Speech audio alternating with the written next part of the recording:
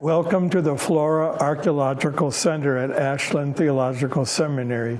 I'm retired Professor Emeritus Kenneth Walther from the Biblical Studies Department. When at the end of the 19th century, the noted British archaeologist and Egyptologist Sir Flinders Petrie crossed the Sinai Peninsula and entered the most southerly areas of the Palestine of his day, Sir Flinders observed a number of unusually shaped mounds.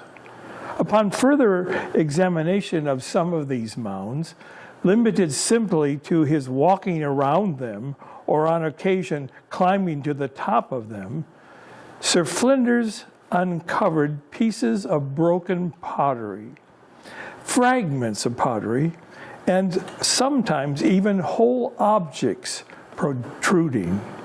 Sir Flinders Petrie is credited with establishing the beginning stages of what we today recognize as the science of pottery chronology, used by archaeologists around our world.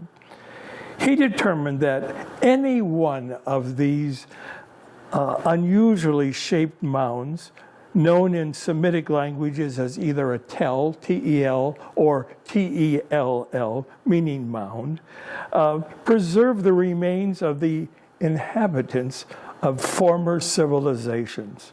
These tells or mounds consisted of layer upon layer of human occupation. These tells or mounds would require systematic excavation to reveal a series of ancient cities, houses, household objects, temples, religious and domestic artifacts, shedding light on the life and times of both the Old Testament and the New Testament. Since the late 19th century and throughout the 20th and 21st centuries, a number of archaeologists have devoted their careers to excavating these unusually looking mounds and retrieving level by level artifacts for us to behold. These archaeologists have come from Europe, North and South America, Asia, the Near East, the Far East, and even the Pacific Rim. They have opened our eyes to what the texts of Holy Scripture have recorded. Through archaeological excavation, we in our day and age have contact with the life and times of people who lived centuries ago. If we could travel to Jerusalem and visit the modern Israeli museum there, we would see on permanent display, room after room, artifacts from all the major biblical periods. We also here at the museum, the Flora Archaeological Center, have tried to follow the way the museum in Jerusalem arranges the materials. And so we have 10 levels in this representative tell off to my right. And the periods extend sometimes as long as 1,000 years, maybe just 500 years, and a short period would be 300 years. So when we're talking about history in the Middle East, we're talking about millennia and long periods of time. Here at the Flora Archaeological Center, we have followed the same arrangement of objects in cases around the room, and then in this very special representative tell that has been provided for us by the art department at the university. There are over 1,200 objects on display within this one room, and they represent the artifacts of people over many periods of the ancient biblical world. The majority of objects are pottery or ceramic, but we also have artifacts in stone, metal, glass, even some pieces of fabric, of text that have been woven. And of course, we have writing on papyrus, parchment, and clay bricks.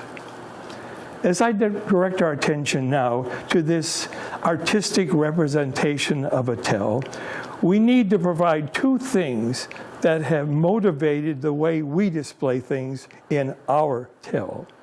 First, relative chronology, dividing periods so that we can date them and that we can place biblical events within a time frame. And then distinctive or characteristic typology. Different pieces will evolve over time. Vessels change over time, and that's what this tell is going to reveal. Vessels for water, cereal, grain, vessels for general storage, which may be very large, and then smaller domestic objects that would be used in the home. Ceramic lamps, bowls, juglets, some very simply made, others carefully crafted, some even painted. We should note in each object its size, its shape, its decoration, and then certainly to ponder, well, what would have been used for? As I direct our attention to this artistic representation of a tell, now I want to point out several objects that stand out and show us the development through the biblical periods. The first piece I've selected is from the middle of the mound or tell. It is a water decanter that dates from what we call the Iron Age II, 900 to 600 BCE, before the Common Era. It has a flat base, so it would be on a level table or display area. It has a slanted sides, which show that more water can be contained than if it were round. It has a double handle and then a raised rim. It's a beautiful piece. We find it in different sizes.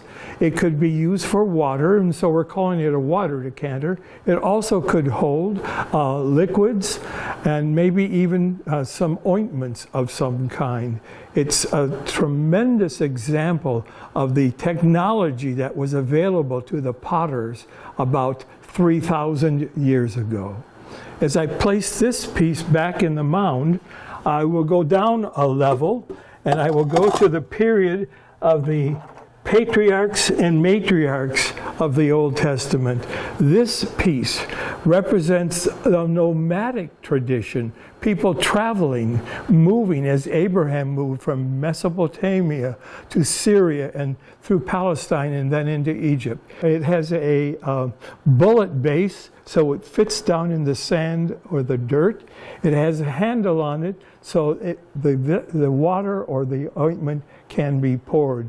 We find these sometimes 4 and 5 times this size. This would be a piece that would represent the domestic or household use of this vessel. Last but not least, in this development of the pieces on display from the Iron III period, the Persian period, we find a vessel that is very different.